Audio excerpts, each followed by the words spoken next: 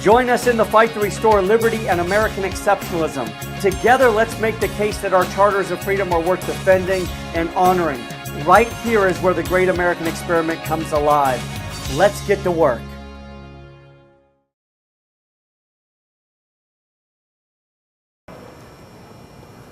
Popular sovereignty. Popular sovereignty. That was what Thomas Jefferson talked about all the time.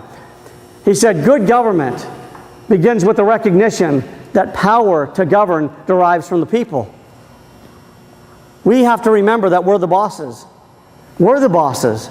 Not those guys out in Washington, D.C., not your state legislators, not your governor, not the judges. We're the bosses.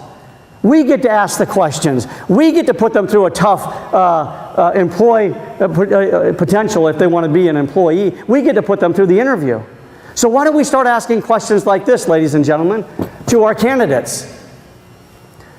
Tell me what you think the purpose of government is. Tell me what you think the purpose of the Constitution is. Tell me where in the Constitution you derive your authority to act as a legislator. Article 1. Tell me where the power, specific enumerated powers to legislate are found in the Constitution. Article 1, Section 8. Would you be so kind as to name 3 of the 17 clauses that outline your powers? Article 1, Section 9 talks about bill of attainder and ex post facto laws. I'm concerned that government may be doing some things that constitutes a bill of attainder. Will you tell us what you believe a bill of attainder is? Why aren't we asking these questions? This is an interview. And I've been traveling the country doing this seminar called Taming the Beast of Washington for 2 years now, and the candidates hate it.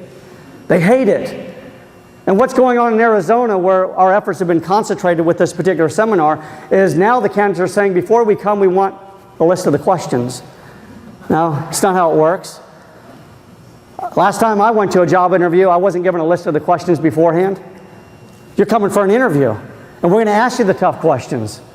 We're going to put you through the ringer. We're going to make sure you understand these ideas. Ladies and gentlemen, if we don't start doing things differently, we're going to get the same old nonsense. We've got to elevate our game significantly in 2014 and moving into 2016. We've got to start asking these tough questions. I mean, what I just outlined was common vernacular 100 years ago. Individuals running for office understood that there were 17 clauses in Article 1, Section 8 and could enumerate those. They understood that the president in Article 2 had 6 enumerated powers, and they could talk about those things. Why in the world are we sending people to Washington, D.C. who don't understand the parameters of the president's authority? Who just let him write executive orders, and they don't understand what the difference is between a constitutional executive order and an unconstitutional executive order? You know, why was nobody standing up and yelling and screaming after that State of the Union address? It's disgusting that nobody is standing up with the courage to say this is wrong. Stop it. Defend the Constitution. And don't just defend parts of it, defend all of it. All of it. We've got to bring this document back to life. So if those are 3 critical components of good government: a recognition of inherent freedoms, number 2, a Constitution that enumerates power and divides authority along with enumerating our liberties, and number 3, a recognition that the power to govern is inherent in the people. What's number 4? Well, we've got these great ideas here, but now we need a system of government.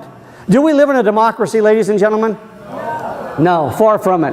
But I want you to know this. I just finished up a 6-day speaking tour in New Mexico, and I went into 3 public high schools. And I met with almost 3,000 high school students during my time there. And I asked them all the same question: do we live in a democracy? And the overwhelming majority of them raised their hand and say, yes, we live in a democracy. And when I start to tell them that we don't live in a democracy, their teachers get upset, because the textbook that they're learning from right now in New Mexico is called The Principles of Democracy. And I have to talk about how democracy is one of the most vile forms of government ever known to man. It was Thomas Jefferson who talked about the tyranny of the majority. And so I would ask the students, I said, if you think a democracy is okay, let me ask you this. Let's say we have a community of 1,000 people, and 999 of them are Catholics, and 1 is Buddhist. And 999 say we're going to introduce a ballot measure to make sure that only Catholics can practice a religion in this city. Are any of you okay with that? And not one of them would raise their hand in the days that I was there. I said, why aren't you okay with that? Well, because that guy should have the ability to protect his, or to exercise his religion. Then why do you stand for democracy? Well, they say, well, what's the other choice? Well, let's talk about that. It's called a Republican form of government, a constitutional republic. Our Declaration of Independence mentions nothing about democracy. Our Constitution mentions nothing about democracy. In fact, it's Article 4, Section 4 of our Constitution that says, all states shall be guaranteed a Republican form of government. They didn't say democracy. It's not the battle hymn of the democracy. You don't pledge allegiance to the democracy. You don't do those things. You pledge allegiance to the republic. That's precisely what you do. But what does that look like? So, do I have any people here who own a horse or two? Will you come up for a moment? Yes. Oh, yes. Hey, yes, this is great stuff. Yeah, it's great stuff. Yes. And your name is? Nancy Womack. Nancy, how are you? I'm good. Good. All right, here's the deal. How many horses? Do I own? Yes. 3. Are you sure? Yeah. Well, because I know a little bit about you. How do you know that? Well, yeah, because you stole my horse. I didn't know. Yes, you stole my horse. I saw you riding off into the sunset on my horse. No, I didn't. You do have the right to remain silent. I would probably remain silent. Yeah. And so here's what happened. I sent the posse after you. And because, Nancy, you stole my slowest horse, it was no problem catching you. So we brought you back. And you guys know what we do to horse thieves, right? What do? We hang them. We hang them. We hang them. We hang them high and we watch them die. That's what we do. That's what we do. And if we don't hang them, here's what we know. You're not going anywhere. You're going to stay right there because the ultimate punishment's coming your way, Nancy. And I'm telling you people, if you don't stand with me and hanging her, coming after your chickens, and you're not going to have breakfast. You're not going to have those scrambled eggs coming your way anytime soon. And I'm telling you, here, if we don't hang her, she's coming after your cows next. No more milk for breakfast. You better watch No more hamburgers. She's coming after you. She's going to come into your home and take your property. So, folks, you know what the deal is. All those in favor of hanging Nancy, raise your hand. Raise your hand. And the vote's unanimous. I saw it. It's unanimous. What just happened there? That's a democracy in action. We don't want democracy.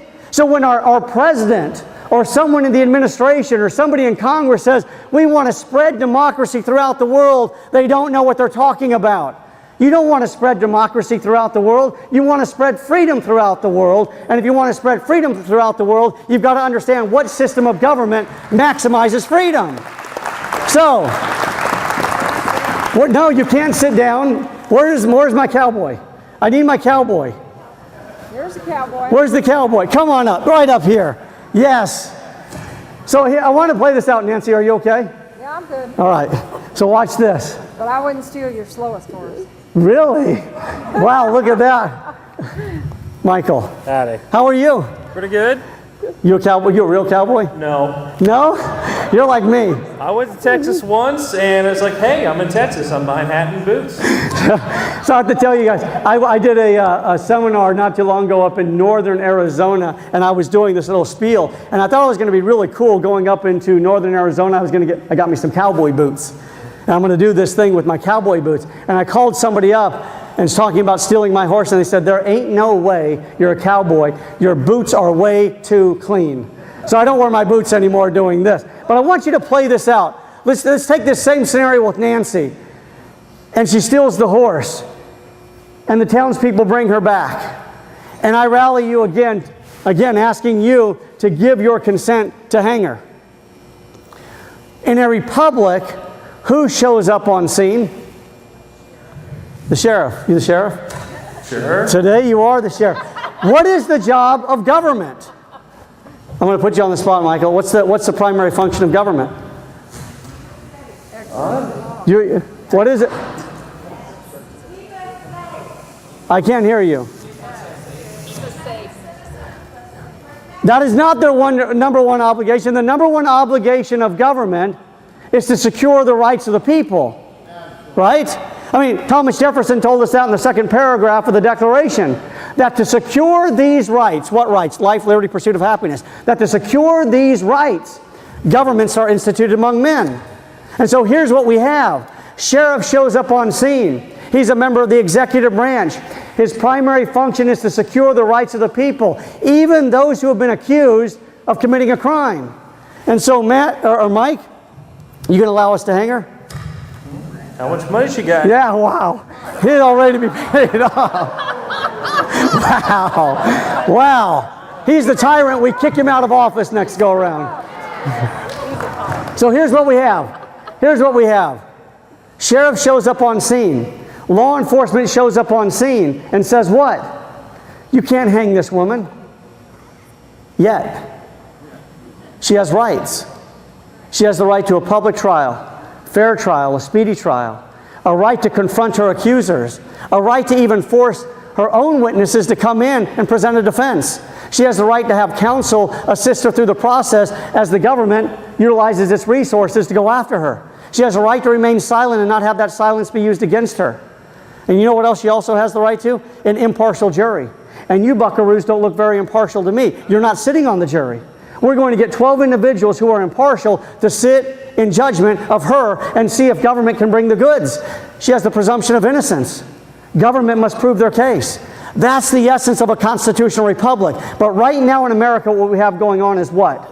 Government picking and choosing. Yep. When they're going to apply the law, when they're going to apply the Fifth Amendment, when they're going to apply the Sixth Amendment, when the Second Amendment is going to be relevant. They're picking and choosing. That's not a constitutional republic. That's an oligarchy. That's tyranny, and we've got to kick the bums out. We've got to put individuals in there that understand what a constitutional republic ultimately is. Thank you, Michael. Thank you. Thank you, Nancy. Thank you. Now, Nancy, I want you to know, that doesn't mean that we're not going to hang you. It only means... There's a few people in this room that would be happy to hang you. Wow, wow. It only means you get due process first. There you go. Ladies and gentlemen, those four things are what I believe are the essence of good government. They're the essence of good government. And that is a recognition that our freedoms are inherent. Number two, a constitution that enumerates our liberty and divides authority. Number three, a recognition that power is inherent in the individual. To govern, we decide. We decide what kind of country we want. And number four, a constitutional republic. If we start bringing these ideas to the table, and we start advocating these, and we start electing individuals who will advocate these ideas and be courageous in doing so, we can win back America in 2014. I want to leave with two final thoughts. I want to take you back to the 5th century and introduce you to a man by the name of Telemachus. Telemachus was a recluse. Didn't enjoy being around other people. And as he tells the story, as you read about the story, he says, one day God told me to go to Rome. He said, I want to go to Rome. God said, you're going to Rome. He says, I'm not going to Rome. So they keep going back and forth until he finally concedes. He says, I guess I'm going to Rome. And God said, yes, you are. And as he goes to Rome, something catches his attention. It's the Colosseum. People are filing into the Colosseum. Telemachus follows. And what he sees when he goes into the Colosseum blows him away. It's muscle against muscle. Flesh against flesh. People literally killing one another for sport. And Telemachus rises up and he says, in the name of Christ, stop this thing. In the name of Christ, forbear. And imagine this. In this amphitheatrical setting, everybody can hear him, including all of royalty. He stands up once again. He says, in the name of Christ, stop this thing. And he begins to move down to the center of the Colosseum. And it becomes a comical sideshow as people in the crowd begin to yell, run him through! Run him through! And one of the guards takes him and stabs him in the side. Telemachus goes down to the ground and yells one more time, in the name of Christ, stop this thing. One person stands up and walks out, and then another, and then another, and another. The Colosseum eventually would empty out. Telemachus would die that day. And one historian writes this: many other things were brought to bear, but the death of Telemachus crystallized the opposition so that there was never another gladiatorial fight in the Colosseum again. 2 weeks later, royalty issued a decree forbidding gladiatorial fights. I'm convinced it was because of one man. One man who had the courage to stand up. And we're not asking to put our lives on the line. We're not being asked to do that. We're being asked to pledge our fortunes, our honor, dedicating everything to this cause. We're being asked to use the voice that we've been blessed with. We were made for this time. We were made for this time. We were made to defend liberty in 2014. Every single one of you within the sound of my voice was made for this time. What talents have you been blessed with? What will you do with those talents? Will you go on the front lines with me? I'm ready to go on the front lines with you. I'm ready to go into the center of the Colosseum where people are yelling, "Run him through." I'm ready to go into the center of the Colosseum and have the battle, to have the debate, to stand with courage with other people who have courage just the same and say it's not intended to be this way.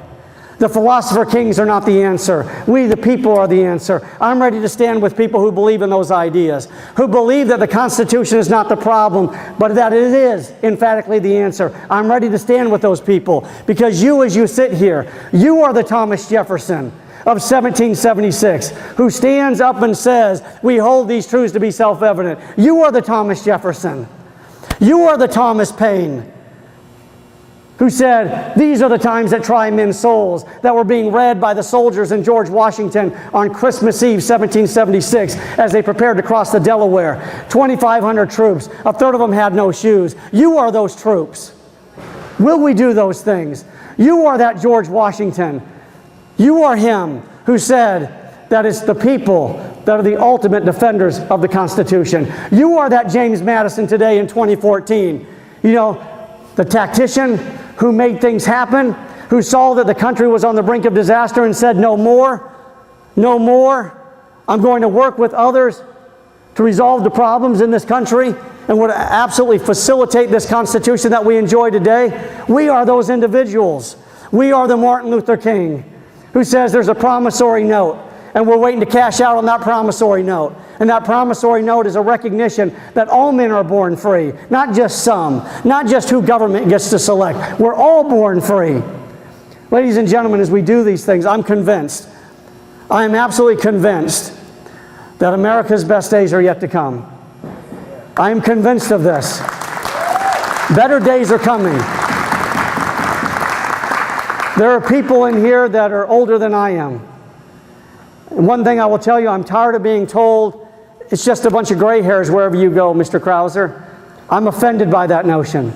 Those gray hairs are people that pledged their lives, their fortunes, their sacred honor. They're the people that fought in these wars, World War I and World War II, and Korea and Vietnam and Iraq and Afghanistan. Those are the people who stood strong. Now, with that being said, we get the young people involved. We make this message relevant to them. Ladies and gentlemen, I hope you believe this when I tell you this. Better days are coming. And I know this because I've watched what's happened over the last 5 years. People are coming together. We're uniting. We're getting a little bit louder. We're bringing relevance to the message. We're taking to the streets, and we're saying no more. We can do this, ladies and gentlemen. Thank you so much for having me tonight.